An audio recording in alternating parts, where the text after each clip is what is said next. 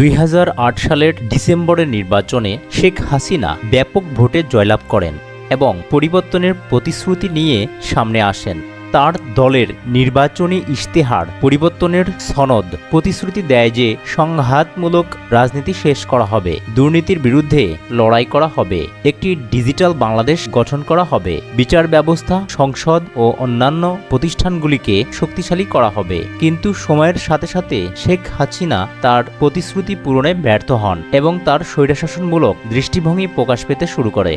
এরই জের ধরে 2024 সালে সৃষ্ট হওয়া বৈষম্যবিরোধী কোটা আন্দোলনের মাধ্যমে 5 আগস্ট শেখ হাসিনার ক্ষমতার পতন ঘটে। বাংলাদেশে শেখ হাসিনা সরকারের পতনের পরপরই হাসিনা জমানার আয়নাঘর থেকে মুক্তি দেওয়া হয়েছে বাংলাদেশ সরকারের 2 বিশেষ বন্দী আব্দুল্লাহিল আমান আজমি এবং মীর আহমেদ বিন কাশেমকে। আজমি বাংলাদেশ সেনাবাহিনীর প্রাক্তন ব্রিগেডিয়ার। তার বাবা প্রয়াত গোলাম আজম ছিলেন জামাতে ইসলামীর আমির, আর কাশেম হলেন ফাঁসির দণ্ডপ্রাপ্ত জামায়াত নেতা মীর কাশেম আলীর কনিষ্ঠ পুত্র, পেশায় ব্যারিস্টার। 8 বছর আগে দুজনকেই বাড়ি থেকে তুলে নিয়ে গিয়েছিল বাংলাদেশ আইনশৃঙ্খলা রক্ষাকারী বাহিনী। তারপর থেকে তাদের খোঁজ মেলেনি। আয়নাঘর থেকে তাদের মুক্তির পরে বাংলাদেশের সেনা কর্তাদের একাংশ এবং বাংলাদেশের নাগরিকদের একাংশ দাবি করেছেন আয়নাঘর এর বাকি বন্দীদেরও মুক্ত করা হোক। আয়নাঘর থেকে মুক্তি পেয়েছেন ইউনাইটেড পিপলস ডেমোক্রেটিক ফ্রন্টের নেতা মাইকেল চাকমা। রাষ্ট্রীয় গুমের শিকার ইউপিডিএফ এর সংগঠক মাইকেল চাকমা দীর্ঘ 5 বছর 3 মাস পর বন্দিশালা থেকে মুক্তি পেয়েছেন।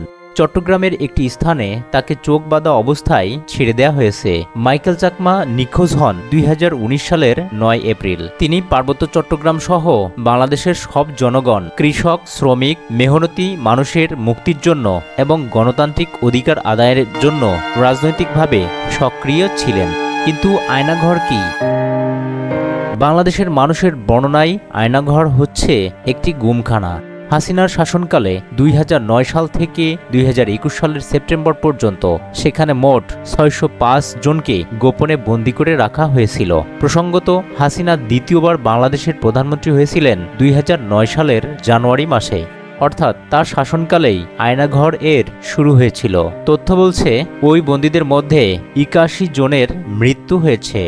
সেখানে এতদিন 151 জন বন্দী ছিলেন বলে সূত্রের খবর। তাদের মধ্যেই এ পর্যন্ত 3 জনের মুক্তি হয়েছে। ওয়াকিবহাল লোকজনের বক্তব্য, আয়নাঘর হলো এক গোপন গুমখানা। ওই গুমখানার দায়িত্বে রয়েছে বাংলাদেশের প্রতিরক্ষা বাহিনীর গোয়েন্দা শাখা, directorate general of forces intelligence বা ডিজিএফআই। হাসিনার পতনের পর আয়নাঘর আবার আলোচনায় উঠে এসেছে। সেখানে অত্যাচারের বর্ণনা যেমন আবার আলোচিত হতে শুরু করেছে, তেমনি আওয়ামী লীগের একাংশ বলছেন আয়নাঘর তো একদিনে তৈরি হয়নি। বিএনপি আওয়ামী লীগের 1000 লোককে খুন করেছে। শেখ হাসিনার সভায় গ্রেনেড হামলায় একসঙ্গে 26 জনকে খুন করেছিল বিএনপি জামাতিরা। সেই দোষীদেরও তো শাস্তি প্রাপ্য ছিল। তবে ওই নেতারা এও বলেছেন যে এই প্রতিহিংসার রাজনীতি বাংলাদেশকে আরও বেশি করে কুশাসনের গহ্বরে ঠেলে দিয়েছে। আয়নাঘরের কথা জনসমক্ষে আসে বছর 2 আগে। 2022 সালের এই আগস্টেই সুইডেনের একটি সংবাদ মাধ্যম নেত্র নিউজ অন্তর্তদন্তমূলক ভিডিও প্রতিবেদন প্রকাশ করে ইউটিউবে। তাতে শোনা গিয়েছে আয়নাঘর থেকে বেঁচে ফিরে আসা 2 প্রাক্তন বন্দীর বিবরণ।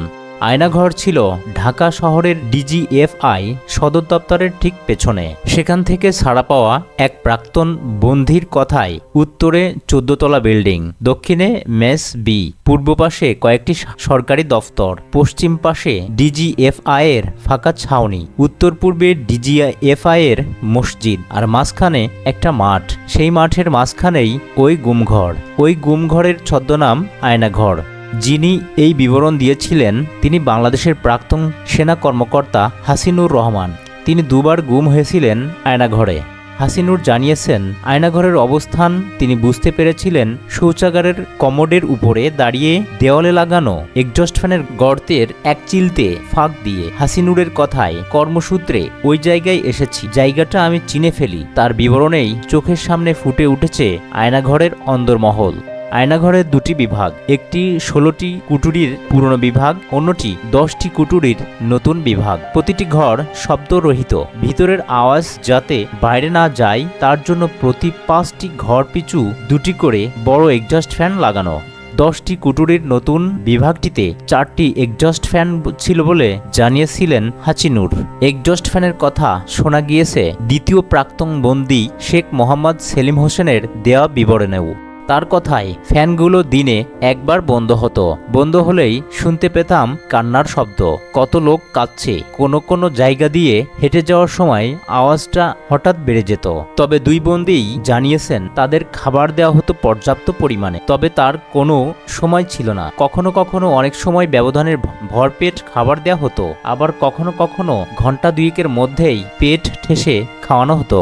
দেয়া হতো বাংলাদেশের পরিচিত ব্র্যান্ডের মিনারেল ওয়াটারের বোতলের জলও। ওই সংবাদ মাধ্যমের প্রধান সম্পাদক তাসনিম খলিল জানান, মালয়েশিয়া প্রবাসী তরুণ ওই সেলিমের কাছ থেকে ফোন পাওয়ার পর তাদের অনুসন্ধান শুরু হয়। সেলিমকে 2016 সালের মে মাসে গুম করা হয়েছিল গাজীপুরের কাপাসিয়া থেকে। বেশ কয়েক মাস নিখোঁজ থাকার পরে তাকে একটি ভুয়ো মামলায় গ্রেফতার দেখিয়ে সাধারণ কারাগারে পাঠানো হয়। সেখান থেকে ছাড়া পেয়ে মালয়েশিয়ায় ফিরে সেলিম যোগাযোগ করেন খলিলের সঙ্গে, জানান নিজের অভিজ্ঞতার কথা। সেলিম বলেছেন, যে ঘরে ছিলাম সেই ঘরের দেওয়ালে অনেক লেখা খোদাই করে লিখে রেখে গিয়েছে সবাই। এক জনের লেখার স্টাইল এক এক রকম। কেউ লিখেছে আমাকে বাড়ি থেকে তুলে এনেছিল ডিজিএফআই, কেউ লিখেছে ফোন নম্বর সঙ্গে অনুরোধ, পারলে আমার পরিবারকে কেউ বলবেন যেন আমার খোঁজ করে। আমাকে সরকার বন্দি করে রেখেছে। কতজনকে যে এখানে আনা হয়েছিল ভেবে কুল পাওয়া যাবে না। সেলিমকে একটি গাড়ির গ্যারেজ থেকে তুলে নিয়ে গিয়েছিল ডিজিএফআই। তার দেওয়া আয়নাঘরের বিবরণ মিলে গিয়েছে অপর প্রাক্তন বন্দী হাসিনুরের সঙ্গে। তবে সেলিম জানিয়েছেন আয়নাঘরের ঘরগুলোই সূর্যের আলোও পৌঁছায় না। তার কথায় 10 ফুট বাই 10 ফুট চৌকো ঘর, উঁচু ছাদ, আর উপরে থাকতো এক্সস্ট ফ্যান আর একটা ছোট্ট আলো। বাইরে দিন কি রাত বোঝার উপায় ছিল না। ঘরে কোনো জানালা ছিল না, শুধু দুটো দরজা ছিল, একটা কাঠের একটা লোহার। খাঁচার মতো, প্রথমে সেই খাঁচার মতো লোহার দরজা, তারপরের কাঠের দরজা। তাতে থাকতো একটা ছোট্ট গোল গর্ত, সেখান থেকে প্রহরীরা দেখে নিতেন ভিতরের কে কি করছে। আয়নাঘরের পাহারায় দায়িত্বে থাকেন মূলত সামরিক বাহিনীর অবসরপ্রাপ্ত কর্মীরা। প্রতি 4 ঘন্টার শিফটে নতুন এবং পুরাতন বিভাগে 2 জন করে মোট 4 জন প্রহরী থাকতেন। তাদের কাজ ছিল বন্দীদের মুখে কাপড় বেঁধে শৌচাগারে নিয়ে যাওয়া এবং শৌচাগার থেকে সেভাবেই নিয়ে আসা, যাতে একই সময়ে এক জায়গায় একাধিক বন্দী এসে পড়লেও কেউ কাউকে দেখতে না পান, চিনতে না পারেন। জিজ্ঞাসাবাদের জন্য ছিল আলাদা ঘর, সেই ঘরগুলিকে বলা হতো টর্চার রুম। তথ্যচিত্রে সেলিম জানিয়েছেন একবারই তাকে সেই ঘরে যেতে হয়েছিল।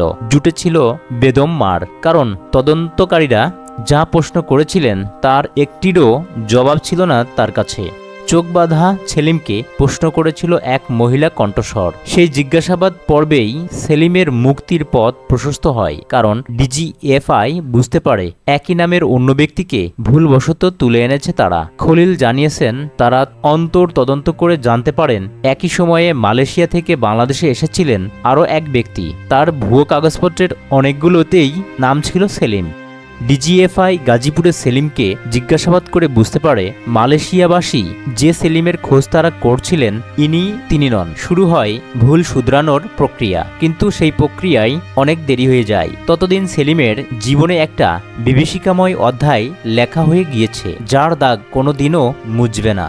তথ্যচিত্রে সেলিম জানিয়েছেন আয়নাঘরে থাকাকালীন তার বহু অদ্ভুত অভিজ্ঞতা হয়েছে। তার ঘরেই থাকতেন বাংলাদেশের এক অ্যাথলেট নাম লিটন। তিনি বলেছিলেন তার অলিম্পিক্সে যাওয়ার কথা ছিল, কিন্তু তার আগেই তিনি গুম হয়ে যান। সেলিমের সঙ্গে তার কথাবার্তা হতো আয়নাঘরের আশেপাশে থাকা কয়েদিদের সঙ্গেও। সে কথা বলার অভিজ্ঞতাও শুনিয়েছেন সেলিম, কিন্তু শব্দরহিত ঘরে কথা হবে কি করে? সেলিম জানিয়েছেন কথা হতো এক্সস্ট ফ্যান বন্ধ হলে। দিনে একবারই বন্ধ করা হতো ফ্যানগুলো 30 মিনিটের জন্য। সেই সময়ে দেওয়ালে ধাক্কা দিয়ে কথা শুরু হতো তাদের। একবার সেলিম আয়নাঘরে ঘুমের মধ্যে স্বপ্ন দেখেছিলেন তিনি পুলিশের হাত ছাড়িয়ে পালাচ্ছেন। সে কথা শুনে পাশের কুঠুরির বন্দী বলেছিলেন তাহলে বোধহয় তার মুক্তি আসন্ন। আরও বলেছিলেন সব টয়লেটে তিনি তার বাড়ির ফোন নম্বর লিখে রেখেছেন, ফিরে গেলে সেলিম যেন তার বাড়িতে একটা ফোন করেন।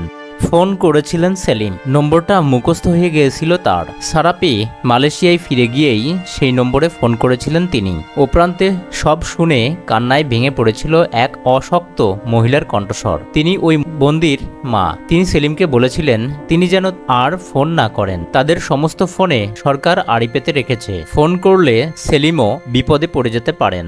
তথ্যচিত্রের শেষে সেলিমের একটি ভয়েস নোটও আছে। তাতে সেলিম বলেছেন আপনাদের কাছে একটাই অনুরোধ, আমি যেগুলো বললাম সেগুলো আপনারা এমনভাবে সকলের কাছে পৌঁছে দিন যাতে অন্য যারা এখনো গুম আছে তাদের ভাগ্যে যেন পরিবর্তন আসে। এমন নির্যাতন এবং নিপীড়নের শিকার যেন বাংলাদেশের আর কোনো মানুষ না হন। আমি চাই আমার মতো যারা নির্যাতিত নিপীড়িত সেই প্রত্যেকটা মানুষ যেন এসে কথা বলে আপনাদের সঙ্গে, কিন্তু কেন জানি সবাই ভয় পায়, সেই ভয় আর নেই। লৌহ কপাট খুলেছে আয়না।